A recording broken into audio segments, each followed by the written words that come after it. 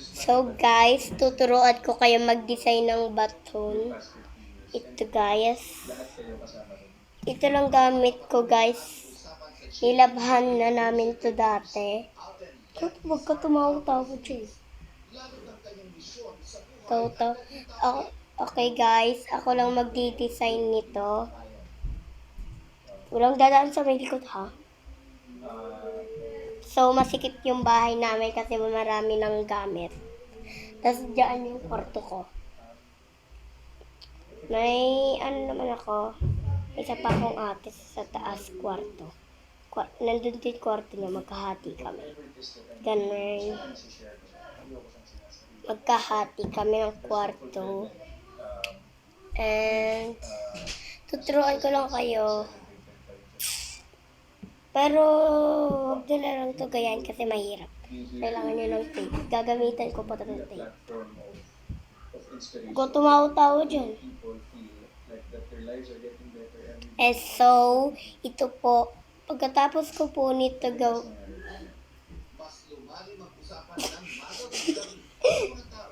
So guys, nakakainis yung pinsan ko. Nagpapaya sa akin sa may labas. Ingit ka lang kasi hindi ka nagbablog. And so guys, ito na, patapos na tayo na para bang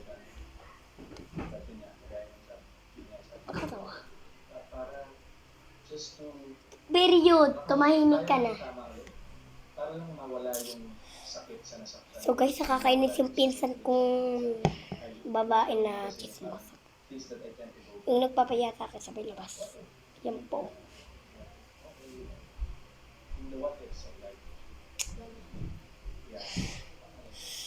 Nakakainis guys yung pinsan ko dito guys. Kasi matawa siya sa may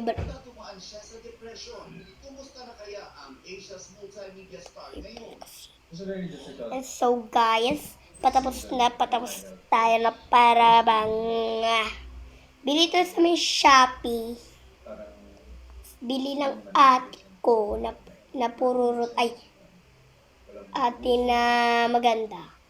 Tapos ayun yung gamit niya. So patapos ko na gawin.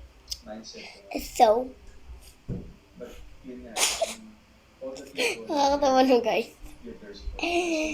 And so guys, i-edit ko lang yung vlog ko na ganito guys.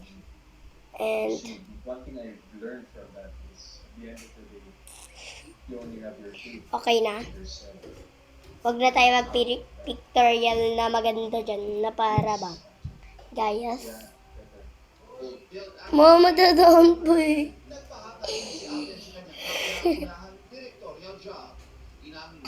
And so guys, ito na talaga.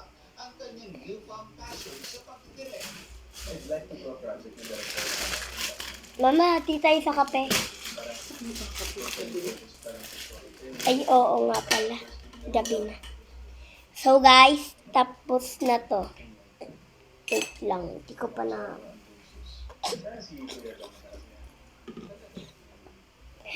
Ang pangalan po ng vlog ko ay Kabeti. Search nyo lang dyan Kabeti. Makikita nyo na ako. Mga vlog ko nilagyan ko po ng pangalan. Kabeti. Kapepi. And so, ito na po. And so, tignan nyo. Guys, Oh.